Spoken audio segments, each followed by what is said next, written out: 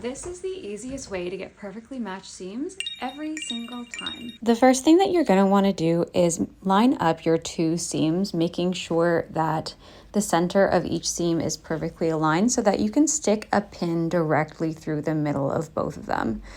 And this might take a little bit of back and forth and making sure that the pin is actually going through the center of each seam on both layers. But it's really important that you do line it up for both the initial insertion of the pin and then also the secondary pin back through to the front to make sure that it is perfectly aligned seam to seam. Now this next part is where you're going to anchor that first pin. So you take one pin and you pin it to one side of the center pin and then back down and around through the other side, so it's going on a diagonal.